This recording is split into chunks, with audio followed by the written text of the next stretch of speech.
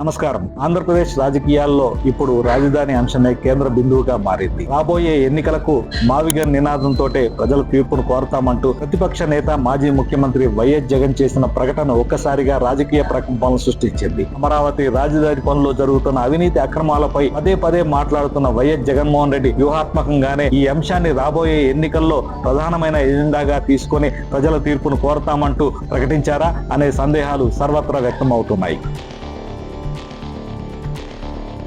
ఆంధ్రప్రదేశ్ రాష్ట్రానికి రాజధాని ఇప్పుడు ప్రధాన రాజకీయ పక్షాల మధ్య తీర్పు చెప్పే అంశంగా మారింది. చంద్రబాబు నాయుడు డ్రీమ్ ప్రాజెక్టు అమరావతిపై మాజీ ముఖ్యమంత్రి వైఎస్ జగన్ స్కాముల రాజధాని అంటూ తీవ్ర స్థాయిలో దాడికి దిగారు. ఎటువంటి అవినీతి లేని విధంగా మావిగన్ రాజధాని ప్రతిపాదిస్తూ ఇదే ఎజెండాగా వచ్చే ఎన్నికల్లో ప్రజా తీర్పును కోరతామని వైఎస్ జగన్ కొండబద్దలు కొట్టారు. Everybody who is for Mavigan will vote for YSRCP.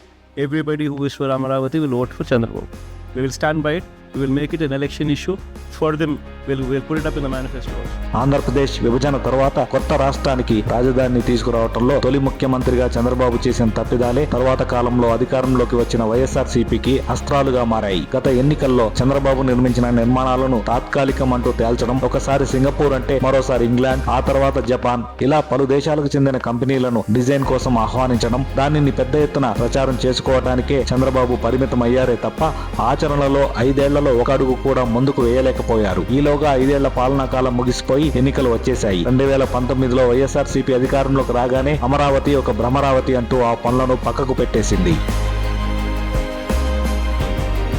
2 ఏళ్ల కోవిడ్తో కొట్లాడిన వైఎస్ఆర్సీపీ ప్రభుత్వం ఆ తర్వాత 3 రాజధానులంటూ కొత్త బాంబు పేల్చింది. విశాఖ, అమరావతి, కర్నూలులో రాజధానులంటూ తమ విధానాన్ని ప్రకటించింది. అయితే 2024 వరకు వైఎస్ జగన్ ప్రభుత్వం ఈ 3 రాజధానులపై ఒక్క అడుగు కూడా ముందుకు వేయలేకపోయింది. ప్రభుత్వ భవనాలకు కొత్తగా ఎటువంటి ఖర్చు లేకుండానే 3 రాజధానులను అద్భుతంగా ఏర్పాటు చేయవచ్చు అంటూ సమర్థించుకున్న సీఎం వైఎస్ జగన్ ఎందుకు తన పాలనా కాలంలో ఈ 3 రాజధానులను కార్యరూపంలోకి తీసుకురాలేకపోయారు అంటే కోర్టు కేసుల వల్లే అని ఆ పార్టీ నేతలు సమర్థించుకుంటున్నారు. 3 రాజధానులపై న్యాయపరమైన వివాదాలు వస్తాయనే కనీస అంచనాలు కూడా లేకుండానే ఒక ముఖ్యమంత్రి దానిపై ఎలా ప్రకటన చేస్తారనే సందేహాలకు మాత్రం వారు సమాధానం చెప్పలేకపోతున్నారు. మొత్తం మీద అటు చంద్రబాబు, ఇటు వైఎస్ జగన్ తన పాలనా కాలంలో ఒక పూర్తి స్థాయి రాజధానిని ఏపీ ప్రజలకు చేరువ చేయడంలో వైఫల్యం చెందారు. మళ్ళీ ఇప్పుడు అధికారంలోకి వచ్చిన తెలుగుదేశం పార్టీ పూర్తి స్థాయి అమరావతిని నిర్మించడానికి బదులుగా మరో 50,000 ఎకరాల వరకు ల్యాండ్ పూలింగ్ చేయాలంటూ విస్తృతమైన భూసేకరణకు సిద్ధపడింది.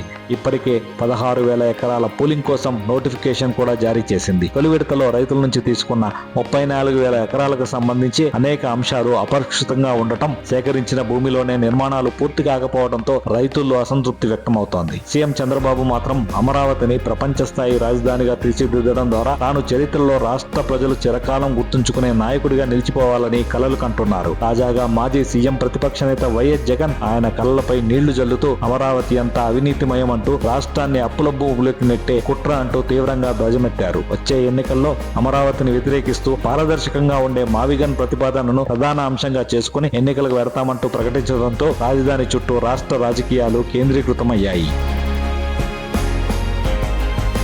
చంద్రబాబు డ్రీమ్ ప్రాజెక్టు అమరావతి తిరిగి తెలుగుదేశం పార్టీకి అధికారాన్ని కట్టబెడుతుందా, లేదా ఈ ప్రాజెక్టులో జరుగుతున్న అవినీతి అక్రమాలను ఎజెండాగా తీసుకుని ప్రజల్లోకి వెళ్లి మావిగన్ నినాదంతో వైఎస్ జగన్మోహన్ రెడ్డి తిరిగి అధికార పీఠాన్ని అధిరోహించబోతున్నారా? ప్రజలు ఏ రకమైన తీర్పు ఇస్తారు అనేది ఈ అంశం చుట్టూ తిరుగుతూ ఉండటంతో సర్వత్రా దీనిపైనే ఆసక్తి వ్యక్తమవుతోంది.